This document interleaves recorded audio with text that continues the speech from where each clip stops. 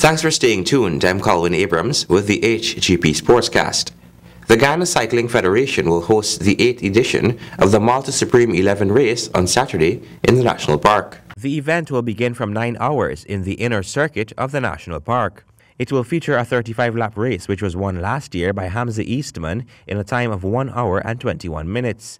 Nigel Duguid won the juveniles event in a time of 23 minutes and 59 seconds, while Sean Green emerged victorious in the under 50 5-lap race in 11 minutes and 12 seconds. Ryan Canterbury won the mountain bike 5-lap event. Jonathan Ramsachute took the 12 to 14 boys and girls 3-lap race in 8 minutes 25.15 seconds, while the BMX boys 6 to 9 years 2-lap race saw Jared Barrington taking the first place.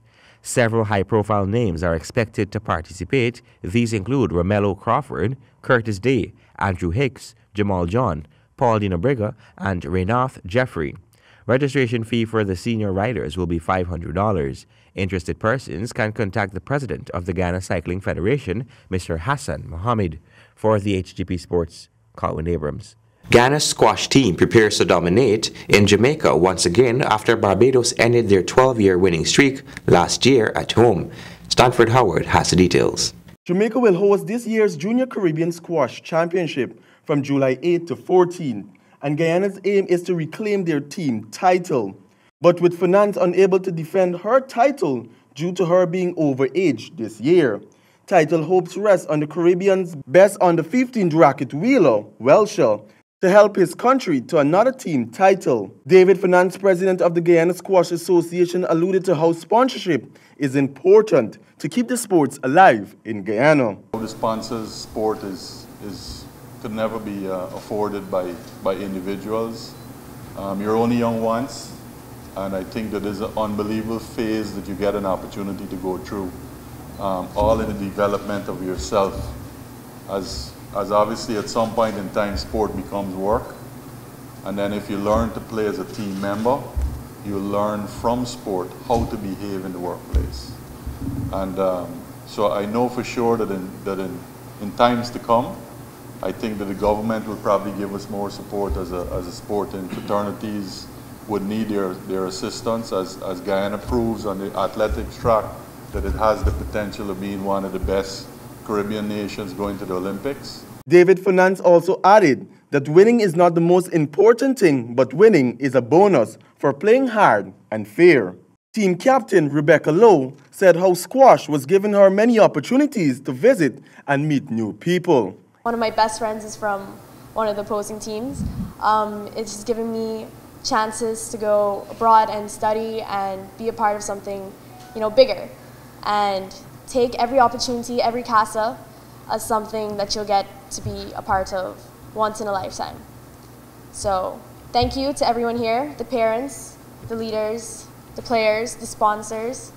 Thank you for the opportunity that will be given, and let's make 2018 one for the books. Guyana's period of Caribbean dominance began in 2004 when their under-17s and under-19s spearheaded the team to glory. This year, Guyana will bank on Welsher and the under-15s and under-13s to prop up the older team members if they aim to bring back home the title. The team for the boys, girls, and individual squad reads: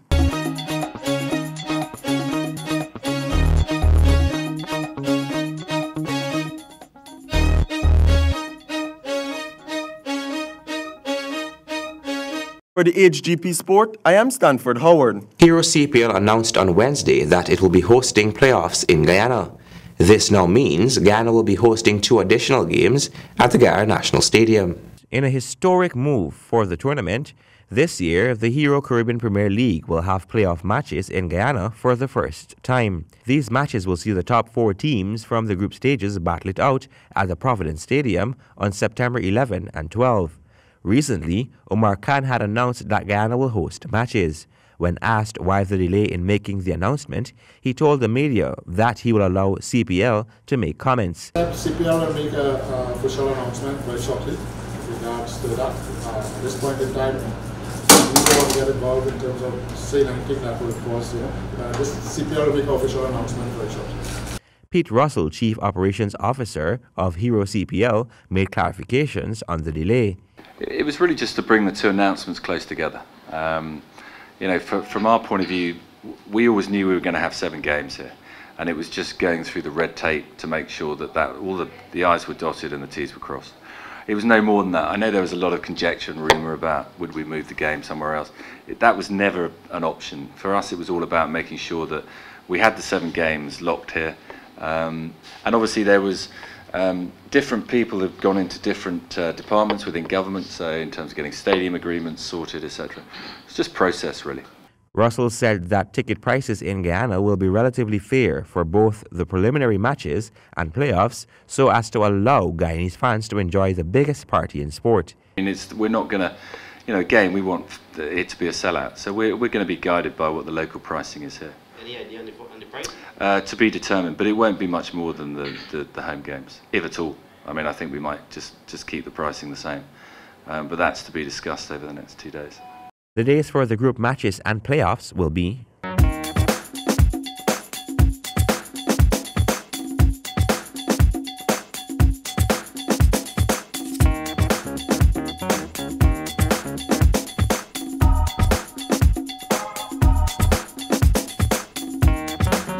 for the HGP Sports, Colin Abrams. Windy seamers Kemar Roach and Miguel Cummings hammered the Bangladesh batting order in the morning session of the first day of the first test match in Antigua.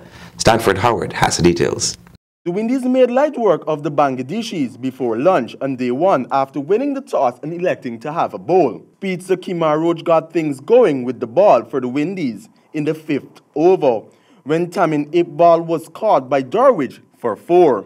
In the next 3 overs, the Windies seamers had Bangladesh with their backs against the ropes as 4 wickets fell, leaving the Bangladeshis on 5 for 18 in just 9 overs. Lytton Doss with 25 runs was the only batsman in double figures, as the rest of the scores looked like numbers in a phone book. They were all out for 43 runs in 18.4 overs. That was Bangladesh's lowest ever total in Tests. Kemar Roach had the best bowling figures, finishing with 5 for 8 runs, making it his 7th 5-wicket haul. In the Windies' first innings, replied Devon Smith and Craig Braffett staged a first-wicket partnership of 113 runs. And at stumps, West Indies were on 201 for 2, with Braffett on 88 and night watchman Devendra Bishu on 1. For the HGP Sports, I am Stanford Howard. Thank you, Stanford, and that has brought us to the end of this edition of the HGP Sportscast.